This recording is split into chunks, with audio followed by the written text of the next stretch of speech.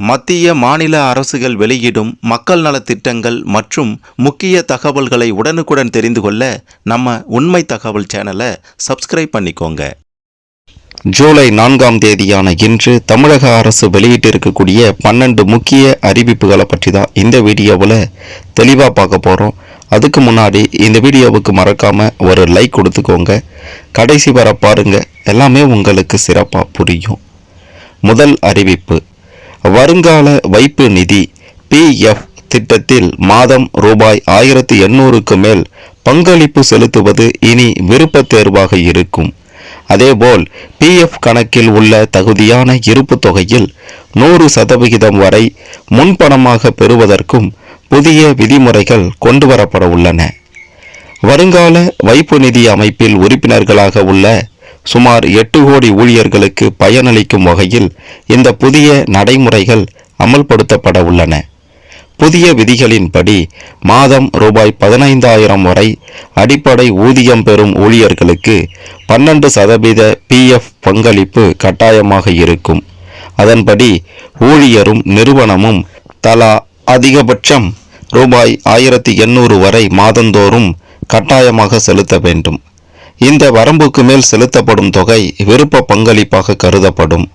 இதனால் ஒருவரின் அடிப்படை சம்பளம் ரூபாய் 1,00,000 இருந்தாலும் கட்டாய PF பிடித்தம் ரூபாய் 1,800 மட்டுமே இருக்கும்.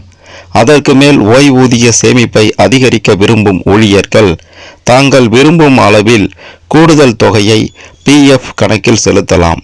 அதேபோல் நிறுவனங்களும் அந்த கூடுதல் தொகைக்கு இணையான பங்களிப்பை வழங்கலாம். இருப்பினும் அது கட்டாயமாக இருக்காது. புதிய விதிகளின்படி ஊழியர் அல்லது நிறுவனம் விருப்ப பங்களிப்பை எந்த நேரத்திலும் குறைக்கவோ அல்லது நிறுத்தவோ முடியும்.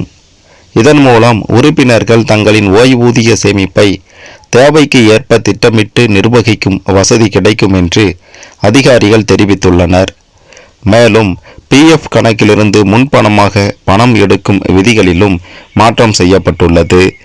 ஆண்டுக்கு பணம் எடுக்கும் வாய்ப்புகளின் எண்ணிக்கை அதிகரிக்கப்பட்டுள்ளதுடன் தகுதியான இருப்பு தொகையில் 100% வரை முன்பணமாக பெறவும் அனுமதி வழங்கப்பட்டுள்ளது. இந்த தொகையில் ஊழியர் மற்றும் நிறுவனம் செலுத்திய பங்களிப்புகளும் அடங்கும். இருப்பினும் உறுப்பினர்கள் தங்களது PF கணக்கில் உள்ள மொத்த இருப்பு தொகையில் குறைந்தபட்சம் 25% இருப்பாக வைத்திருக்க வேண்டும் என்ற நிபந்தனை தொடரும். அடுத்து இரண்டாவது அறிவிப்பு, தமிழக முதல்வர் ஜோசப் விஜய் வருகின்ற ஜூலை 10, 11 ஆகிய தேதிகளில் கரூர் மாவட்டத்திற்கு சுற்றுப்பயணம் மேற்கொள்ள உள்ளார்.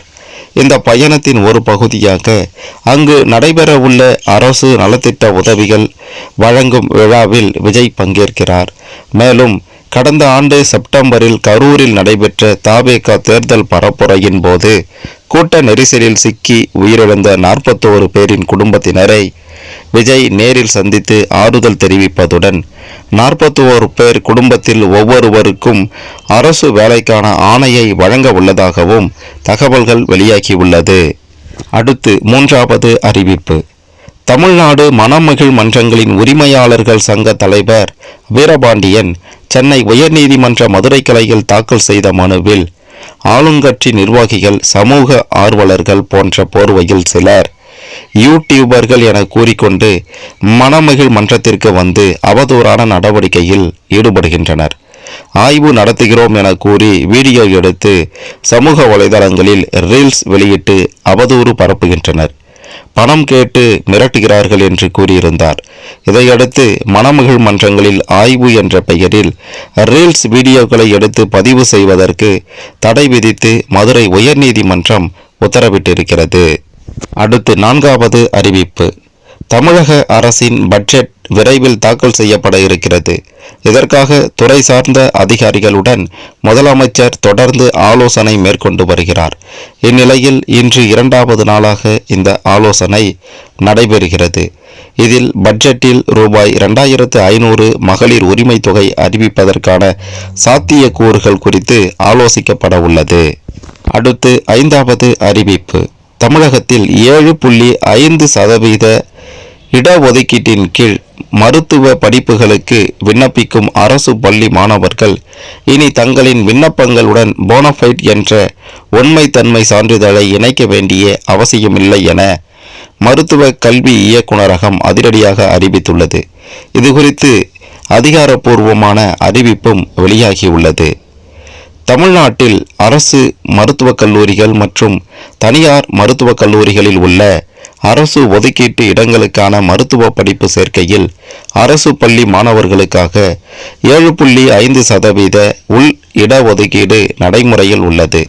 இந்த இடஒதுக்கீட்டின் கீழ் பயன்பெற விரும்பும் அரசு பள்ளி மாணவர்கள் தாங்கள் 6ஆம் வகுப்பு முதல் 12ஆம் வகுப்பு வரை அரசு பள்ளியில்தான் படித்தோம் என்பதை உறுதி செய்வதற்காக அந்தந்த பள்ளிகளில் இருந்து உண்மைத்தன்மை சான்றிதழ் எனப்படும் போனஃபைட் சான்றிதழை பெற்று தங்களின் விண்ணப்பங்களுடன் இணைக்க வேண்டியது இதுவரை கட்டாயமாக இருந்தது. ஆனால் இந்த சான்றிதழை பெறுவதற்காக மாணவர்கள் மற்றும் பெற்றோர் தங்களின் பழைய பள்ளிகளுக்கு அலைந்து திரிய வேண்டிய சூழ்நிலை இருந்தது. அதுவும் பல பள்ளிகளில் படித்துவிட்டு இறுதியாக வேறு பள்ளியில் 12ஆம் வகுப்பு முடித்த மாணவர்கள் தங்களின் முந்தைய பள்ளி தலைமை ஆசிரியர்களை தேடி சென்று சான்றிதழ் வாங்குவதில் நிறைய சிரமங்களை எதிர்கொண்டு வந்தனர். இப்படிப்பட்ட சூழலில்தான் மாணவர்களின் இந்த அலைச்சலையும் சிரமத்தையும் போக்கும் வகையில் சென்னை மருத்துவக் கல்வி மற்றும் ஆராய்ச்சி இயக்குநரகம் ஒரு முக்கிய அறிவிப்பை வெளியிட்டுள்ளது. மருத்துவ மாணவர் சேர்க்கை குழு வெளியிட்டுள்ள அதிகாரப்பூர்வ செய்திக்குறிப்பின்படி 7.5% உள் இடஒதுக்கீட்டின் கீழ் மருத்துவ படிப்புகளுக்கு விண்ணப்பிக்கும் அரசு பள்ளி மாணவர்கள் இனி தங்களின் விண்ணப்ப படிவத்துடன் போனஃபைட் சான்றிதழை தனியாக இணைக்க வேண்டிய அவசியம் இல்லை என்று திட்டவட்டமாக தெரிவிக்கப்பட்டுள்ளது. அடுத்து 6வது அறிவிப்பு. தவேக அரசின் தற்போதைய மின்சாரத்துறை அமைச்சர் சி.டி. நிர்மல்குமார் மீது அவரது சொந்த ஊரை சேர்ந்த நபர் நில அபகரிப்பு புகார் கொடுத்துள்ளார். பாஜகவில் இருந்தபோதும் அதிமுகவில் இருந்தபோதும் அவரது சொந்த ஊரில் நிறைய முறைகேடு செய்து நிலத்தை அபகரிப்பு செய்ததாக புகாரில் தெரிவித்துள்ளார். அடுத்து 7வது அறிவிப்பு.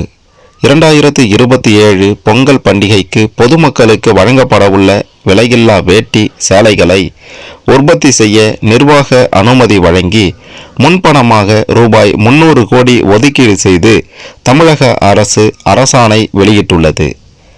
தமிழகத்தில் பொங்கல் பண்டிகையின் போது ரேஷன் கடைகளின் மூலமாக பொதுமக்களுக்கு விலையில்லா வேட்டி சேலை வழங்கும் திட்டம் செயல்படுத்தப்பட்டு வருகிறது. விலையில்லா வேட்டி சேலை வழங்கும் திட்டம் தவேக ஆட்சியிலும் தொடரும் என்று அரசு அறிவித்துள்ளது. அடுத்து 8வது அறிவிப்பு. சைவ வைணவ சமயங்கள் மற்றும் பெண்கள் குறித்து சர்ச்சை கருத்து தெரிவித்தது தொடர்பான வழக்கை ரத்து செய்ய கோரி முன்னாள் அமைச்சர் பொன்முடி தாக்கல் செய்த மனுவை தள்ளுபடி செய்து சென்னை உயர்நீதிமன்றம் உத்தரவிட்டுள்ளது. அடுத்து 9வது அறிவிப்பு. அரசு பணிகளை ஆய்வு செய்த அமைச்சரின் தந்தையால் பரபரப்பு ஏற்பட்டது. சிவகங்கை மாவட்டம் காரைக்குடி அருகே புதுவயல் பேரூராட்சி பகுதியில் பாதாள சாக்கடை கழிவுநீர் சுத்திகரிப்பு நிலையம் அமைக்கும் பணி கடந்த சில நாட்களுக்கு முன் துவங்கப்பட்டது. இதனை அமைத்தால் நிலத்தடி நீர் பாதிக்கும் என அப்பகுதி மக்கள் தொடர்ந்து எதிர்ப்பு தெரிவித்து வருகின்றனர். இப்பணிகளை கனிம வளத்துறை அமைச்சர் பிரபுவின் தந்தை துரை கருணாநிதி மற்றும் காரைக்குடி நகர தவேக நிர்வாகிகள் நேற்று ஆய்வு செய்தனர். அப்போது மக்கள் சுத்திகரிப்பு நிலையம் அமைக்கக்கூடாது என்று கடும் எதிர்ப்பு தெரிவித்தனர். இதனால் அவர்கள் கிளம்பி சென்றனர். அரசு பணிகளை அமைச்சரின் தந்தை மற்றும் நிர்வாகிகள் ஆய்வு செய்து கருத்து கேட்ட வீடியோ சமூக வலைதளங்களில் வைரலாகி வருகிறது. அடுத்து 10வது அறிவிப்பு. தனியார் நர்சிங் பார்மசி கல்லூரிகளுக்கான கட்டண விவரங்களை தமிழ்நாடு அரசு வெளியிட்டது. பிஎஸ்சி நர்சிங் அரசு ஒதுக்கீடு ரூபாய் 60,000, நிர்வாக ஒதுக்கீடு ரூபாய் 1,20,000. பி ஃபார்ம் அரசு ஒதுக்கீடு ரூபாய் 50,000, நிர்வாக ஒதுக்கீடு ரூபாய் 1,00,000. டிப்ளமோ நர்சிங் அரசு ஒதுக்கீடு ரூபாய் 35,000, நிர்வாக ஒதுக்கீடு ரூபாய் 75,000. அடுத்து 11வது அறிவிப்பு. ஹரியானா மாநிலம் கார்கோடாவில் ரூபாய் 35,000 கோடி முதலீட்டில் புதிய கார் தொழிற்சாலையை பிரதமர் மோடியும் ஜப்பான் பிரதமர் சனி டகாய்ச்சியும் நேற்று தொடங்கி வைத்தனர். பாதுகாப்பு, வர்த்தகம் தொடர்பாக இரு நாடுகள் இடையே பல்வேறு முக்கிய ஒப்பந்தங்களும் கையெழுத்தாகின. அடுத்து கடைசியாக 12வது அறிவிப்பு. இன்னும் சில ஆண்டுகளில் சென்னையில் இருந்து திருச்சிக்கு வெறும் 3 மணி நேரத்தில் செல்லும் வகையில் 300 கிலோமீட்டர் நீளமுள்ள புதிய பசுமை வழி விரைவு சாலை திட்ட பணிகளை இந்திய நெடுஞ்சாலை ஆணையம் தொடங்கியுள்ளது.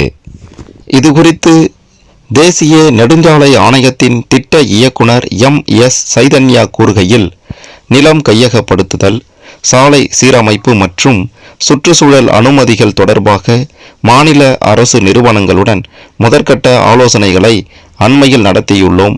தற்போது 5 முதல் 6 மணி நேரமாக உள்ள பயண நேரத்தை இத்திட்டம் 3 மணி நேரமாக குறைக்கும் என எதிர்பார்க்கப்படுகிறது. தற்போது பரனூர் முதல் செங்கல்பட்டு வரையிலான 4 வழி சாலையில் உள்ள போக்குவரத்து நெரிசல் காரணமாக செங்கல்பட்டை கடப்பதற்கே வாகனங்களுக்கு பொதுவாக 2 மணி நேரம் வரை ஆகிறது. மாநில சுற்றுச்சூழல், வருவாய் மற்றும் நெடுஞ்சாலைத்துறை அதிகாரிகளுடன் தேசிய நெடுஞ்சாலை ஆணையம் ஆலோசித்த ஆரம்பகட்ட வடிவமைப்பின்படி இந்த கட்டுப்பாடான அணுகல் கொண்ட விரைவு சாலை வழித்தடம் 12 மாவட்டங்கள் வழியே நுழைவு மற்றும் வெளியேறும் வழிகளை கொண்டிருக்கும். இந்த மூடிய வழித்தடம் சென்னை வெளிவட்ட சுற்றுச்சாலையின் சிங்கப்பெருமாள் கோவில் பகுதியில் தொடங்கும். பின்னர் தற்போதுள்ள சென்னை திருச்சி நெடுஞ்சாலையின் மேற்கு பகுதியில் இந்த விரைவு சாலை அமையும். மேலும் இந்த திட்டத்துக்காக மாவட்டங்களுக்கு இடையே 90 மீட்டர் அகலத்திற்கு நிலம் கையகப்படுத்த வேண்டியிருக்கும் என்றார். மேலும் இந்த திட்டம் குறித்து பேசிய அதிகாரிகள், இது ஒரு பசுமை வழித்திட்டம் என்பதால் பாதையின் சில பகுதிகள் காடுகள் மற்றும் மலைப்பாங்கான பகுதிகள் வழியே செல்வதால் சுற்றுச்சூழல் அனுமதி பெறுவதே இதில் உள்ள முக்கிய சவாலாக இருக்கும். இருப்பினும் மாநில அரசு இதற்கு முன்னுரிமை அளித்து தேவையான உதவிகளை வழங்குவதாக உறுதியளித்துள்ளது. காகித பணிகள் மற்றும் சட்ட ரீதியான நடைமுறைகள் ஓராண்டிற்குள் முடிக்கப்படும். இத்திட்டத்தின் ஒரு பகுதியாக காவிரியின் குறுக்கே புதிய பாலம் ஒன்றும் கட்டப்பட உள்ளது என்றனர்.